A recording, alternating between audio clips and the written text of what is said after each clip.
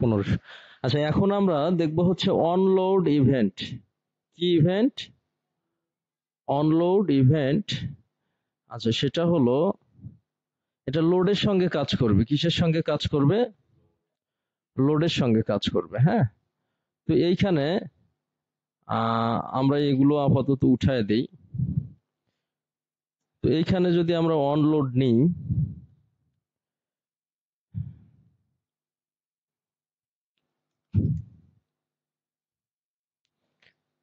বানান ভুল হয়েছে তাই না?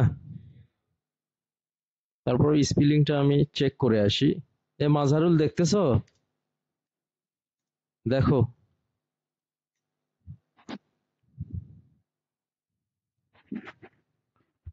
বানান ঠিক আছে? হ্যাঁ, ঠিক আছে। আচ্ছা, তাহলে ইউজার বিহেভিয়ার হবে, ইউজার লোড করবে। কি করবে? একটা পেজ লোড করবে, তারপরে এই টেস্ট ফাংশনটা কাজ করবে। তাহলে এই টেস্ট ফাংশনের মধ্যে আমরা একটা অ্যালার্ট নিব। কি নিব? অ্যালার্ট। আচ্ছা, অ্যালার্টের নাম কি হবে?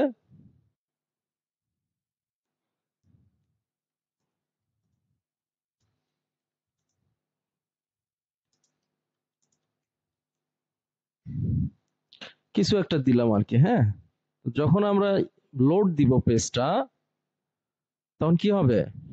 পেজটা এখন ফাঁকা আছে।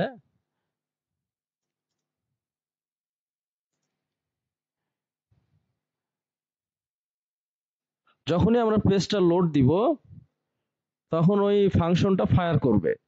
ফাংশনটা কি করবে? ফায়ার করবে। অর্থাৎ ইভেন্টের সঙ্গে দুইটা জিনিস বুঝতে হবে। একটা হলো ইউজারের বিহেভিয়ার, আর একটা হলো কি ফাংশন কল, বা দেখা যাচ্ছে ফাংশনের যে ফায়ার। হ্যাঁ, আর কিছু কিছু জায়গায় দেখা যাচ্ছে যে ইউজারের বিহেভিয়ার দুইটা হবে। কি কয়টা হবে? দুইটা হবে। হ্যাঁ, তো সেটাকে বলা হচ্ছে, যেখানে দুইটা হবে ওই ধরনের ইভেন্ট গুলোর নাম আবার আলাদা। ঠিক আছে? তো এই যে এই ইভেন্ট গুলো যে আমরা ইউজ করছি, এটাকে বলা হচ্ছে ইনলাইন ইভেন্ট। কি ইভেন্ট? যেটা এইচটিএমএল এর ইনলাইনে, হ্যাঁ, অ্যাট্রিবিউটের জায়গায় ওই ইভেন্টের নেমটা ইউজ হয়। তাহলে এই অনলোডটা কি? যখন লোড হবে একটা ওয়েবের ব্রাউজার, হ্যাঁ, বা কোনো একটা কোনো কিছু অ্যাপ্লিকেশন, হ্যাঁ, যখনই লোড হবে তখন একটা ফাংশন কি করবে?